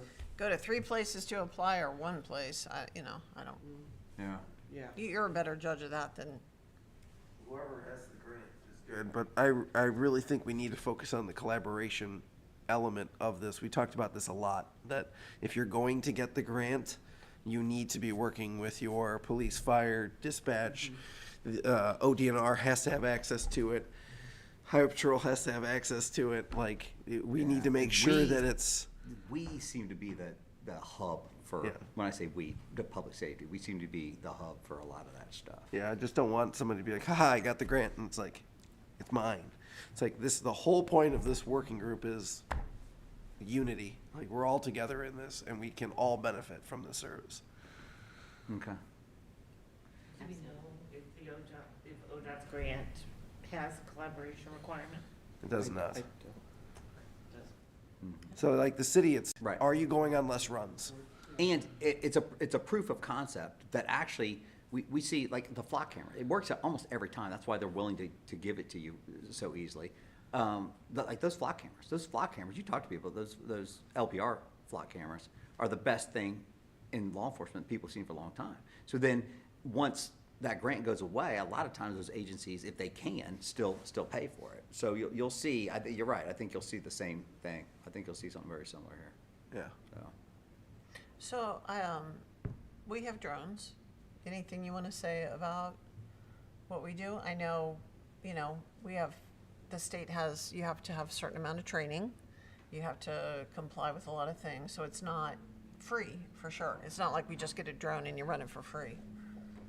Yeah, I mean, I think, we don't have any of the DFR drones, but my concern, we talked last time, is just the pilot's requirement. Now, if it's a cooperative agreement amongst multiple agencies and you got multiple pilots, if it's one agency, if we were the ones that have it, and you have, we're not gonna be on when this thing's flying, if that's the issue, then somebody's gotta wake up, come up, open the computer up, and so I think there is some cost association potentially in overtime, so it really depends on the collaboration and how that's set up, I think, in the local communities of who the pilots are and how that works. Dispatch can send it. Remember, you do not need line of sight for this drone. So all of this can be done from a central hub. Like, I'm getting one myself. You do not need line of sight. Now, I'm getting additional pilots, and my fire department's gonna have pilots too, but you never have to put eyes on the drone. So you don't need to call in specific people. Your dispatch, as long as your dispatch has it, a pilot, you're good to go. Yeah, I agree, but I think that's where the that collaborative effort, 100%. because, we don't have dispatch centers all over, so, if your local municipality's running it and you guys have the pilots to fly it, then, and we can view that footage, then it's a win-win for everybody, but I think there are some, And if I remember correctly, if you have the link, you can share the link with anyone you want to have access to And you that. So can- all the agencies that you want Yeah, and you involved. can send it through from your phone, is my Can understanding. view it A phone or and- tablet can send it up. Yeah. Whatever the language in the recommendation is, it has to be, it has to be collaboration. The pilot, there has to be collaboration between the ODNR, between the agency that has the DFR, and if it's a police department, they need to collaborate with the local fire department, and if fire department, they need vice versa. Yep. Yeah, the priority has to be, or be given to, the grants have to be given to like a collaborative body. There has to be a collaborative working group. Yes. Yep. Could be part of the application. Yep. Yep. They all sign on, like a lot of these grants, whoever said that, you have to show who is in it and who the representative is from each group. So basically, you have to have a meeting once a year or something, like for certain grants, and that committee comes together and says, hey, is this working, is this not working, and shows that commitment to collaboration. Some of you getting this, because this could be coming through your shop. Well, I was kind of writing this down. So between us and OHS, we're co-chairing the UAS working group. Ah. And this may be a group that would be able to review the apps, because it's OHS and EMA. That's great. So I kind of made a note for that. Yeah, I think that's probably the way to go. Because you could argue a Homeland Security nexus, so. Yeah. All right, well, that was easy. The only other things, I've got a couple other minor ones. There should be a recommendation that, again, both DPS and DNR provide information on basically resources, programs. We already talked about grants available to first responder agencies throughout our surrounding state parks. So we need to put that on our website. We need to make sure that we publish that in a manner that the agencies that are around the state parks are aware of training opportunities, just different resource points of contacts for our different agencies and resources. So I don't know exactly how you want to craft that, Andrew, but that's going to be something as well. All right. What else is out there? I don't know if this is appropriate, but I remember, Bill, when you talked, you spoke about this regional equipment, something. Our response system? Yes, and wondered if there were any recommendations related to that, which was, I think was about the equipment, right? Regional equipment.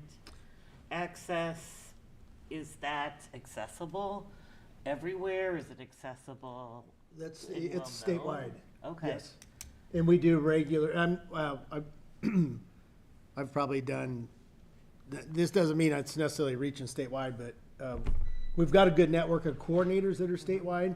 I've probably done 6 or 8 presentations this year alone on awareness and capabilities. Is that information that ODNR officers are currently aware of, that it's a resource to call upon, or does there need to be a recommendation?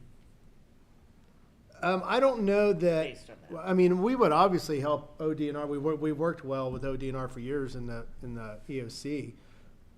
That call would normally come from an incident commander of some sort, which I would assume they would be involved with, like locals. If you had a major event, you probably got, especially if you're doing rescues or a fire event, they'll have. Most of those requests would come up from the fire side locally to him. And even for like those wildland, resources. we communicate some with ODNR on when wildland issues and what resources they have, what resources we can obtain. Yes, that was such a valuable resource. I wanted to make sure if it wasn't already in place, recommendation could support it. So I kind of think it's twofold, Melinda. I think that locally, as that's happening, if it's with there and they need a specific resource, they know how to coordinate to get to the emergency response system.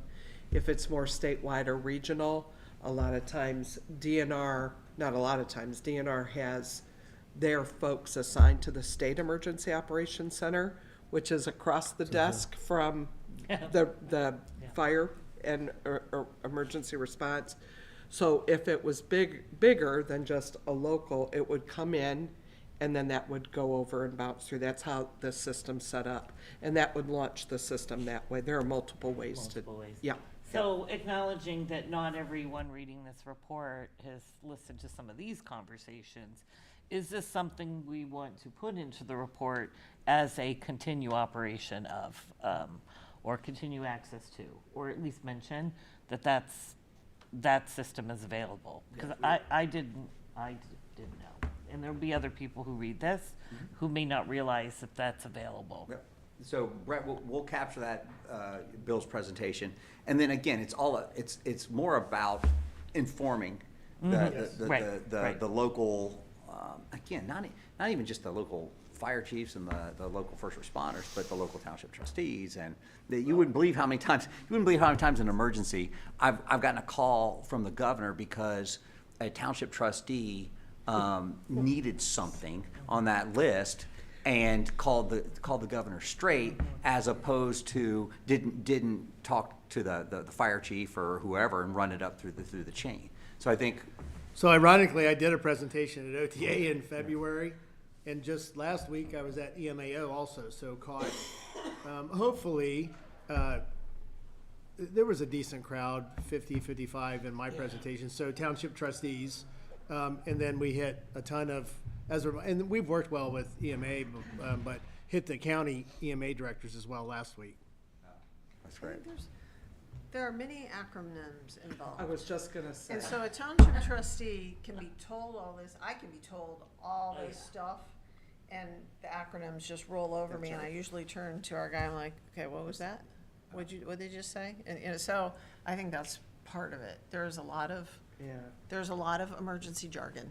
So There just is. unfortunately, you're absolutely right, Director, that FEMA and a lot of places have a whole guidebook, an acronym guidebook, and we have them all over the the operations center. How about that?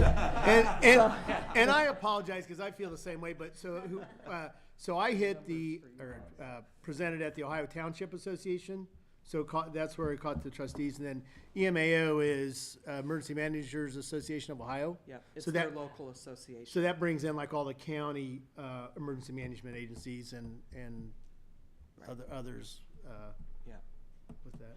And for the County Commissioners Association, Bill, I would recommend that you also get to them. We have been doing a monthly call with the county commissioners because of events like large-scale power outages, widespread flooding along the Ohio. They get calls into Governor DeWine because they have not necessarily read their most recent circular. So we're doing those direct monthly calls. This is kind of off from this, but it is the CCAO. If they're not Absolutely. on your radar, we should get to them. And Melinda, I think then that helps too, also with, thank you for the acronym thing, because I was thinking about that. I've been on those calls and I'm like, okay, I Yeah. don't know really what happened there, but, you know. Does ODNR, you guys do a really good job coming to the Chiefs Association meetings, the county chiefs, the local level, and talking to the groups that are affected by them. Does ODNR go to a lot of the county chiefs meetings, or do they know about that? Because I always see a highway patrolman there, and they always interact. I mean, heck, one of them is the president of a county police chiefs association.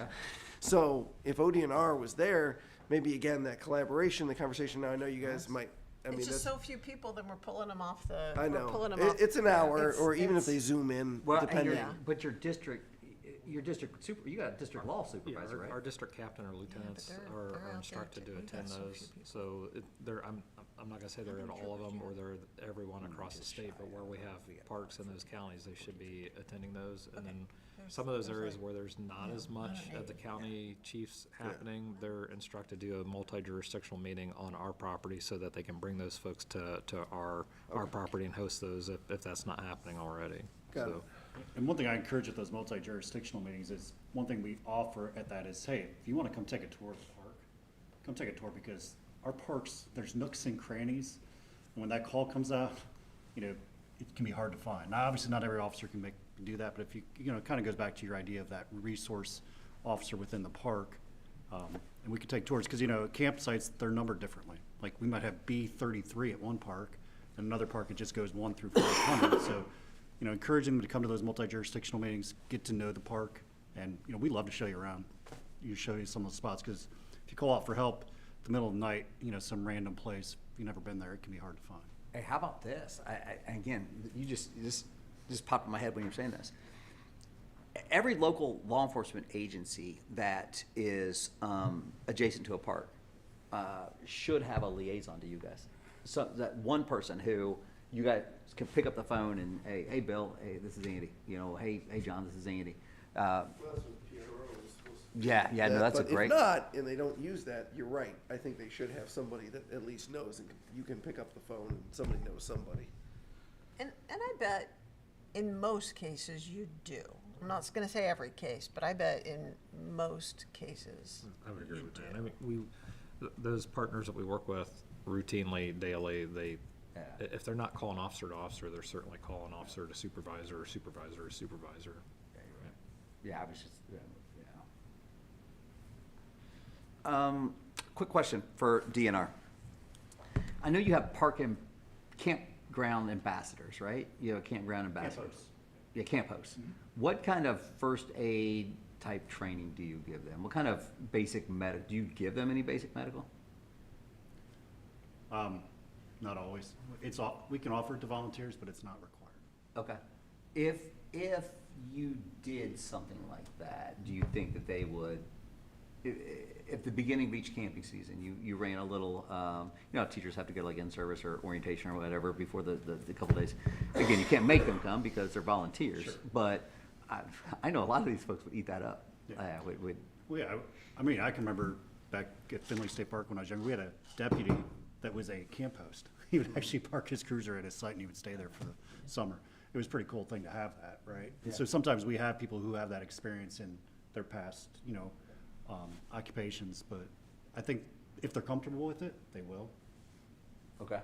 But I don't think we can, sometimes we have older couples or stuff like that that maybe wouldn't be as comfortable with doing it, but just So- depends.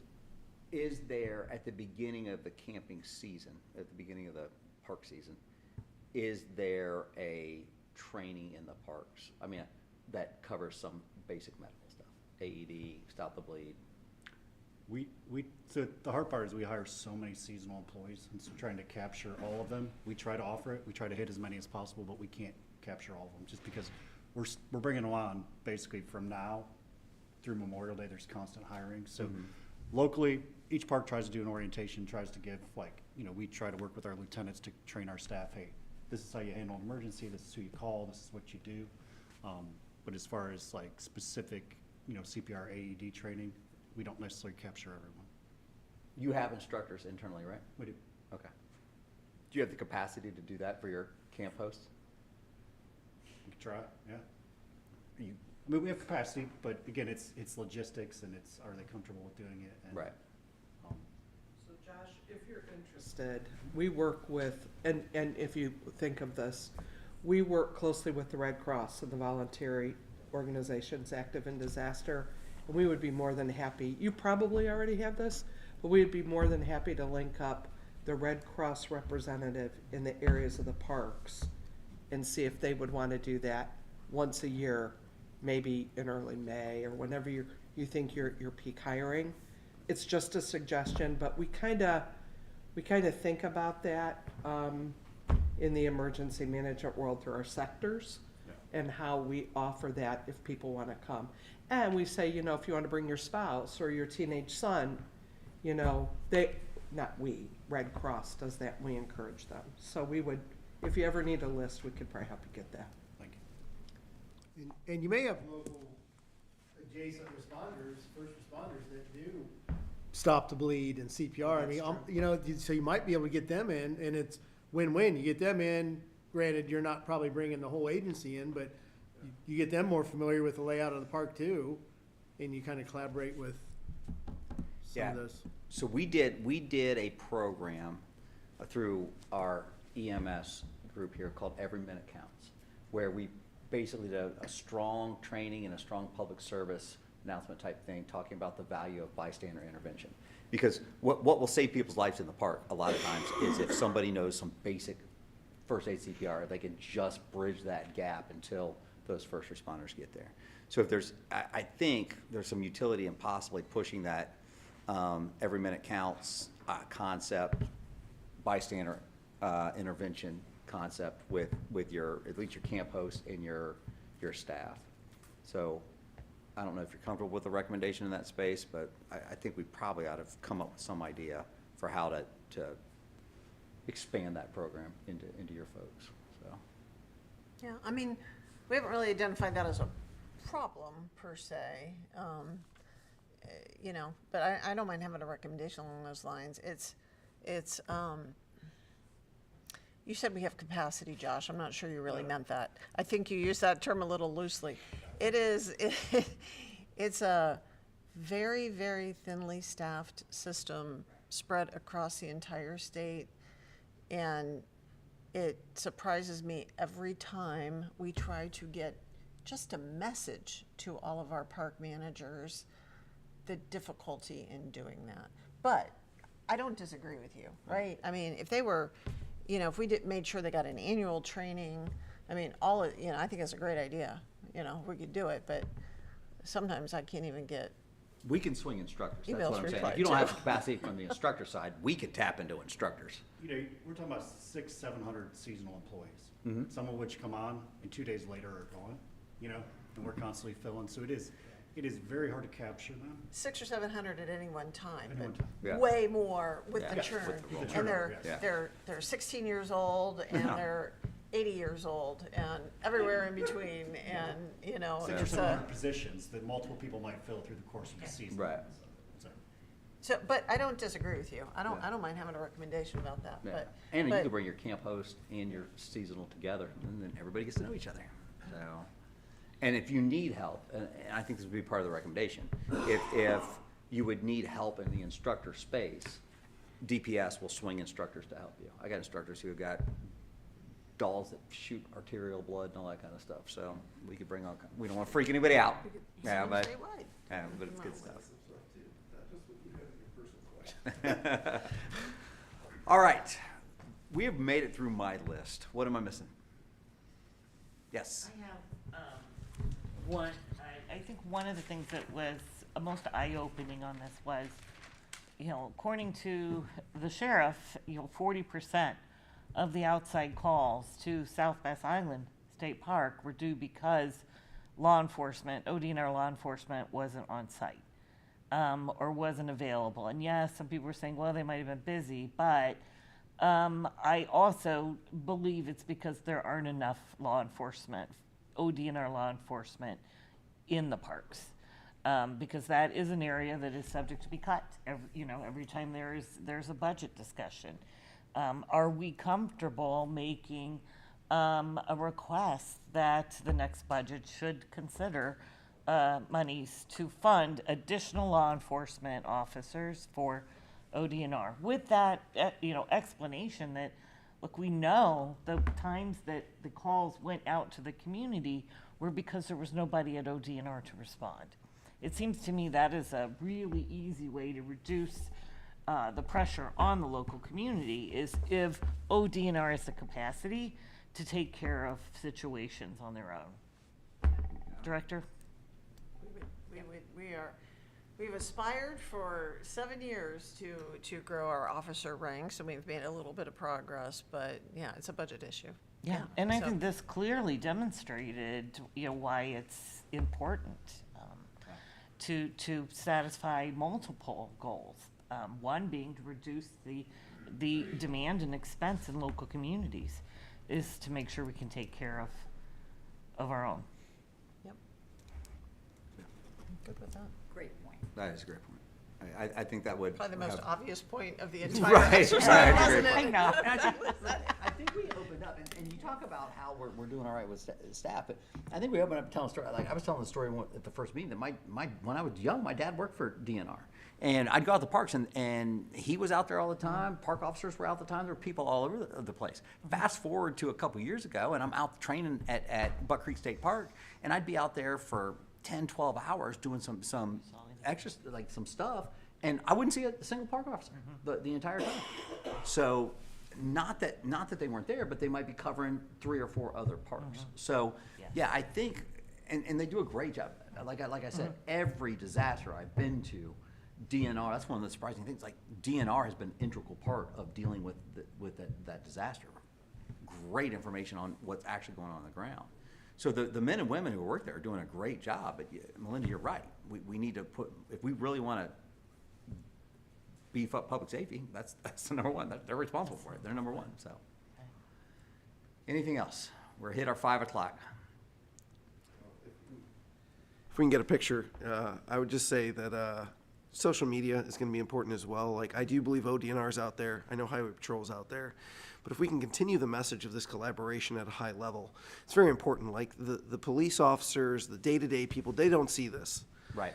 And they live in their bubble of, hey, I'm responding, nobody else did, and now the talk continues to grow.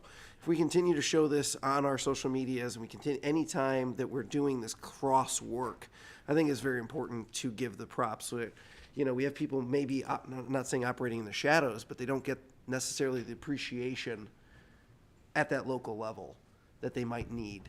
And to show that is important, and that's on us, even as OACP. When you do these meetings every month or the bi-monthly meetings that show, hey, Mary's at this meeting, you're at this meeting, we're talking. Yeah, that's a great And we're point. trying to work at this local level. I just don't see that pushed out enough.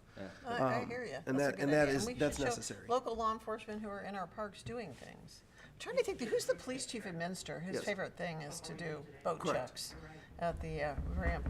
Yeah. Yeah. Yeah, Let's that's a highlight this great week. point. We just need to work together in pushing that. Yeah, that- the message needs to get out there, but I agree with the point of, obviously, more officers, if it's ODNR, if it's Highway Patrol, if it's locals, I'm for more law enforcement, period. But we gotta show the efforts are being there's good idea. collaboration work being done. So here's our next steps. Our crew's gonna go put together this report, put together the actual recommendations. We will get those out to the group, and then we will let you all know what the plan for the actual release of the report and how the governor's office wants to do that. So I appreciate it. Do you all want, yes? Yes, go ahead. I'm sorry, you're good. Mhm. I just want to put a cautionary tone out when we do this final report. I think we've all seen the evidence. I think we need to be very clear, that Ohio state parks are safe. Yes. That's gonna be. And Yeah. big message, right? Yeah. Like that, we are being proactive, not reactive. And I think that is very, very important because it could be perceived, the reverse. And I just don't want to share any message that implies that our state parks are unsafe. We've been down this road. So when we did the school bus safety working group. Yes. Without a doubt, a school bus is the safest place you can put your kid. But what we looked at is how can we do it better? Are we doing best standards? How we can do it better? So we'll do, our parks are incredibly Perfect, safe thank and you. we will put that in the front. Can I get everybody to go to, we'll stand right up there. We'll get a group picture. I know not everybody's here. We'll get a quick group picture for our folks. And then we'll be good to go. I tell you what, I'm excited. Well, I was going through this, I'm like, we are hitting.